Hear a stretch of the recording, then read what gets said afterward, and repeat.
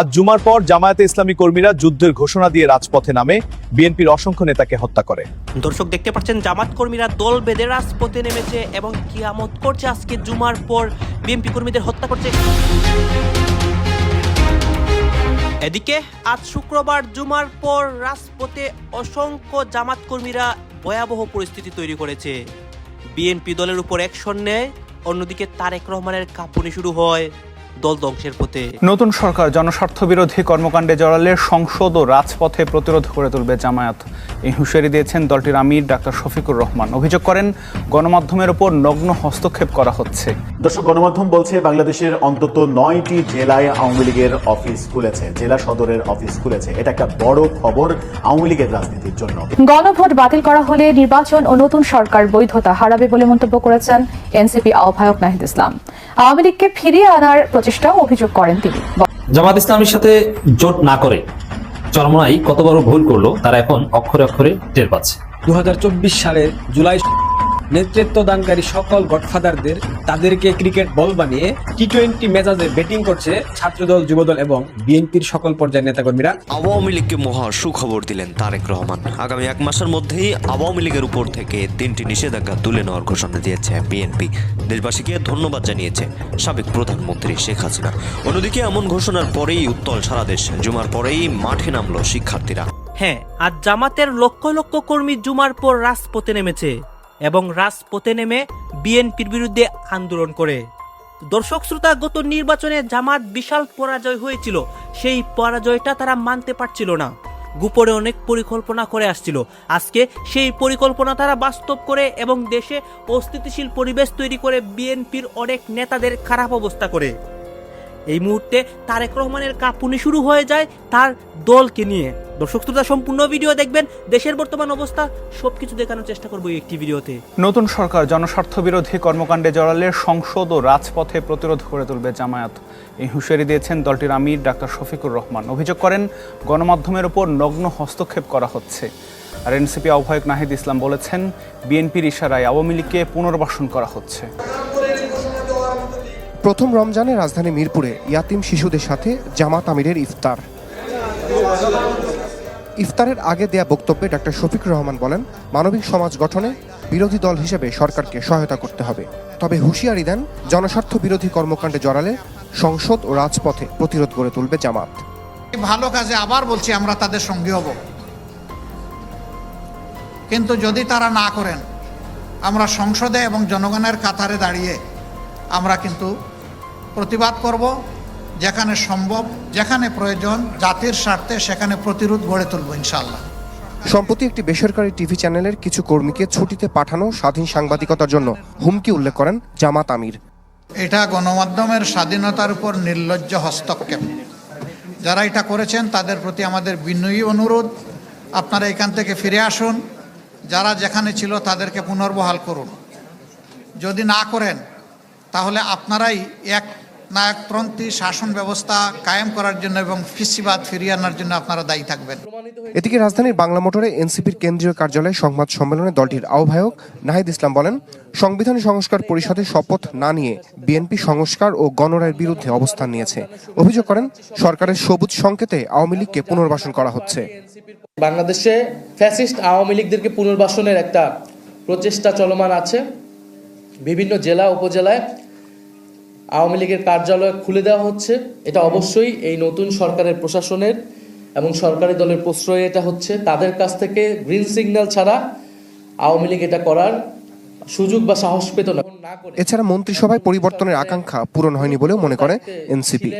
একটি বিশেষ ঘোষণা 2024 সালের জুলাই নেতৃত্ব দানকারী সকল গডফাদারদের যারা নেতাকর্মী আছে তাদেরকে ক্রিকেট বল বানিয়ে টি-20 মেজাজে ব্যাটিং করছে ছাত্রদল, যুবদল এবং বিএনপির সকল পর্যায়ের নেতাকর্মীরা। এখন পর্যন্ত পাওয়া খবর সারা বাংলাদেশের বিভিন্ন জেলায় এদেরকে বল বানিয়ে এমন ভাবে ব্যাটিং করেছে, প্রত্যেকেই এখন আশ্রয় পড়ছে গ্যালারির বাইরে গিয়ে। এখানে স্ট্রাইক রেট সব থেকে যাদের এগিয়ে ছাত্রদল মারাত্মক ব্যাটিং করতেছে। আপনারা সবাই ছাত্রদল, যুবদল এবং বিএনপিকে উৎসাহ দেন, তারা যেন উৎসব মুখর পরিবেশে দারুণ গতিতে ব্যাটিংটা চালিয়ে যেতে পারে। তাদের স্ট্রাইক রেট যেন 200 কিংবা তার আশেপাশে থেকে যায়। কেমন লাগলো ঘোষণাটা? যা বললাম সত্যি বললাম। বাংলাদেশের বিভিন্ন জেলাতে বিশেষ করে সার্জিস আলমের আসন পঞ্চগড় এবং হান্নান মাসুদের নোয়াখালী হাতিয়া, আসিফ মাহমুদ সজীব ভুইয়ার কুমিল্লা, এরকম অসংখ্য জায়গায় জামাত শিবিরের নেতাকর্মীদের এবং এনসিপির সেই জুলাই দেরকে টি-20 স্টাইলে তাদের উপর ব্যাটিং করতেছে ছাত্রদল, যুবদল এবং বিএনপি। সার্জিস আলম এখন পর্যন্ত প্রায় 3 থেকে 4 বার লাইভে এসে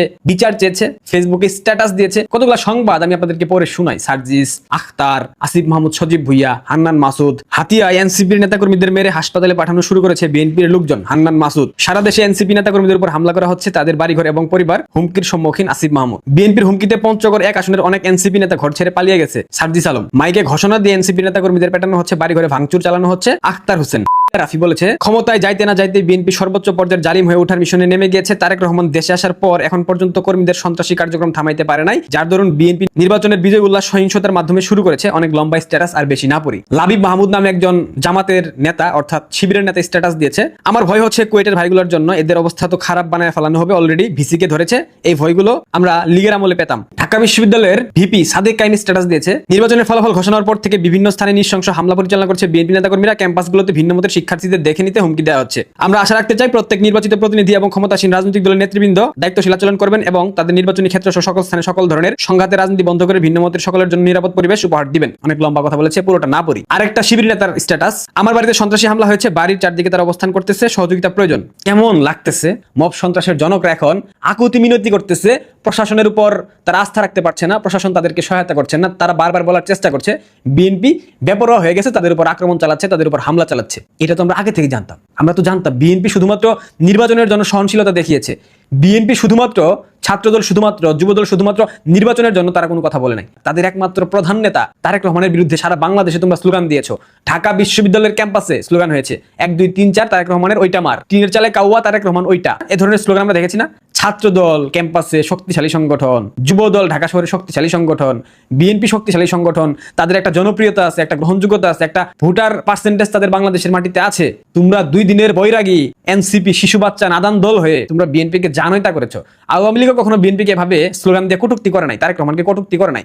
তাকে হাওয়া ভবনের প্রতিষ্ঠাতা বলা হতো, কিন্তু খামবাচুরা, ডেশমার এ ধরনের স্লোগান ছাত্রলীগ কখনো ঢাকা বিশ্ববিদ্যালয় কিংবা বাংলাদেশের অন্য কোনো প্রতিষ্ঠানে, অন্য কোনো বিশ্ববিদ্যালয় ক্যাম্পাসে দেয় নাই। তোমরা সেই দুঃসাহস দেখিয়েছো। এখন কেমন লাগতেছে?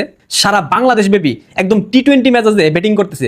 এদের ব্যাটিং দেখে আমার বারবার অভিষেক শর্মার কথা মনে পড়ে। ইন্ডিয়ান ওপেনার অভিষেক শর্মা প্রত্যেক বলে বাউন্ডারি, মানে দেখা দেখির সময় নেই, প্রথম বল থেকে বাউন্ডারি। ঠিক একইভাবে ছাত্রদল এবং যুবদল খেলা শুরুর প্রথম দিন থেকে বাউন্ডারি মারা শুরু করে দিয়েছে। এবং যেই খবর পাচ্ছি সারা বাংলাদেশের বিভিন্ন প্রান্তে বাউন্ডারিগুলো সবগুলা আপনার মাঠের বাইরে গিয়ে পড়তেছে, অর্থাৎ ছক্কা হচ্ছে, 6 রান হচ্ছে এক একটা বাউন্ডারিতে। ছাত্রদল, যুবদল এবং বিএনপির প্রতি আহ্বান থাকবে, একটা কথা মাথায় রাখবেন, বাংলাদেশের শত্রু জামাত ইসলাম, বাংলাদেশের শত্রু স্বাধীনতা বিরোধী অপশক্তি। আপনারা জামাতের সাথে সংসার করেছেন, শিবিরকে ভাইয়ের মতো আদর যত্ন করে লালন পালন করেছেন, সবই মেনে নিলাম, কিন্তু আলটিমেটলি আপনাদের কিছুটা দায়বদ্ধতা বাংলাদেশের মানুষের উপর আছে এবং সৃষ্টি হয়েছে, কারণ আপনারা বাংলাদেশের মানুষের ভোটে জয়ী হয়েছেন। যদিও কারচুপির নির্বাচন, অবৈধ নির্বাচন, অসাংবিধানিকভাবে নির্বাচন হয়েছে, এই নির্বাচনের কোনো বৈধতা নাই, কোনো ভিত্তি নেই, তারপরেও বাংলাদেশের কিছু মানুষ আপনাদেরকে ভোট দিয়েছে। এই দায়বদ্ধতার জায়গা থেকে আপনাদের প্রত্যেকের উচিত, আপনাদের প্রত্যেকটা সংগঠনের উচিত এই স্বাধীনতা বিরোধী অপশক্তিকে রুখে দেওয়া। বাংলাদেশের রাজনৈতিক বিভাজন আছে, বিএনপি এবং আওয়ামী লীগ কখনো ধ্বংস হয়ে যাবে না, থাকবে। সুতরাং বাংলাদেশের সব থেকে বড় যে অশুভ শক্তি, স্বাধীনতার বিরোধী শক্তি, জামাতের আইডিওলজিকে দেন, অন্যথায় বাংলাদেশ কখনো স্থিতিশীল হবে না। এরা বাংলাদেশকে কখনো স্থিতিশীল হতে দেবে না।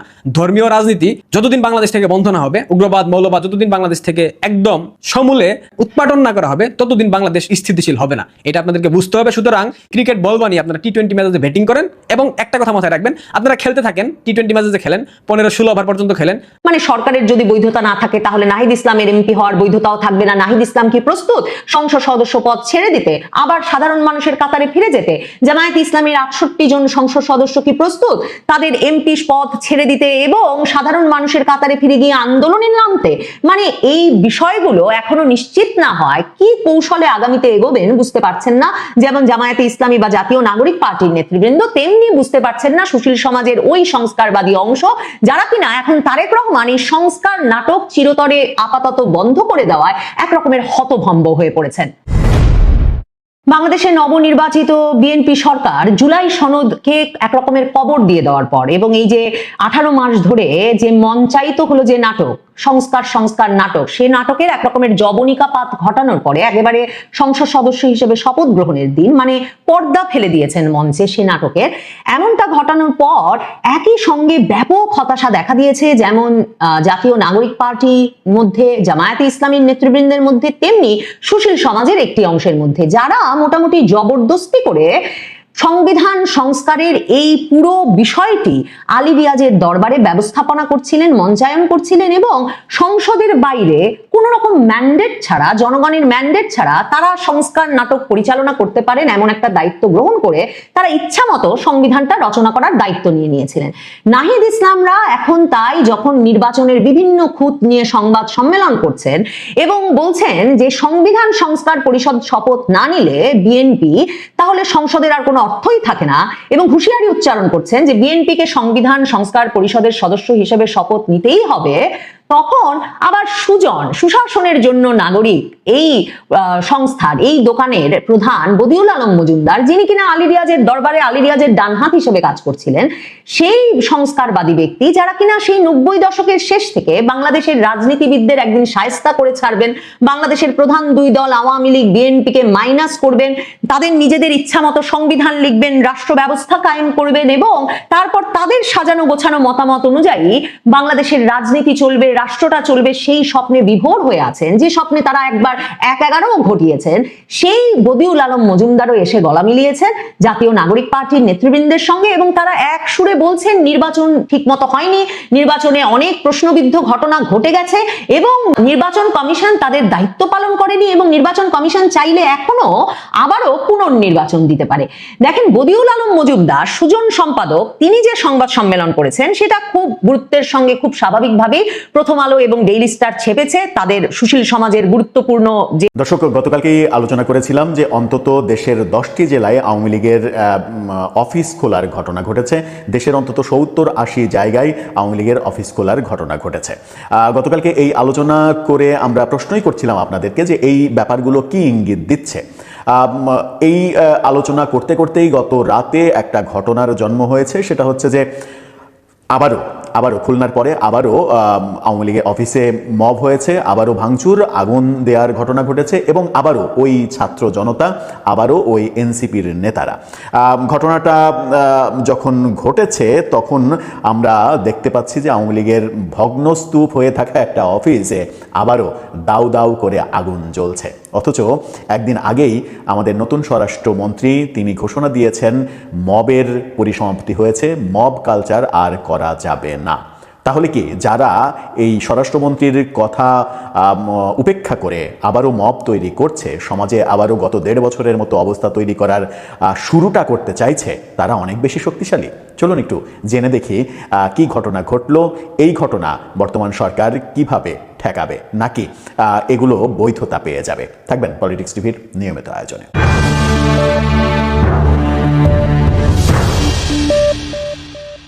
দর্শক, যে ঘটনাটা বলছিলাম সেই ঘটনাটা ঘটেছে ময়মনসিংহে। ময়মনসিংহ এলাকাটা আওয়ামী লীগ অধ্যুষিত এলাকা, আওয়ামী লীগের দাপট বহু বছর ধরেই ঐতিহাসিকভাবে এই এলাকাটায় আওয়ামী লীগের দাপট। সেই এলাকাতেই বীর বিক্রমে এনসিপির নেতারা, বৈষম্য বিরোধী আন্দোলনের নেতারা গিয়ে আওয়ামী লীগের অফিসে, যে অফিসটা ভাঙচুর করে জামাত ইসলামের সাথে জোট না করে চরমনাই কত বড় ভুল করলো তারা এখন অক্ষরে অক্ষরে টের পাচ্ছে।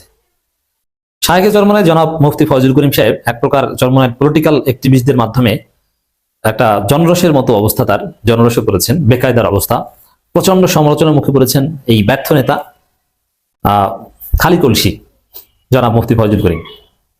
কিচ্ছু পারে না, ভোট নাই, কিচ্ছু না, ভাব নাই এমন যে তারেক রহমান, যে ভাব ডাক্তার শফিকুর রহমানও নেন না। তারেক রহমান যেরকম 2 জায়গায় নির্বাচন করেছে, সে 2 জায়গায় নির্বাচন করে। ভাগ্য ভালো খালেদা জিয়া শেখ হাসিনার মতো ভাব নেয় 3 জায়গায় 5 জায়গায় নির্বাচন করে।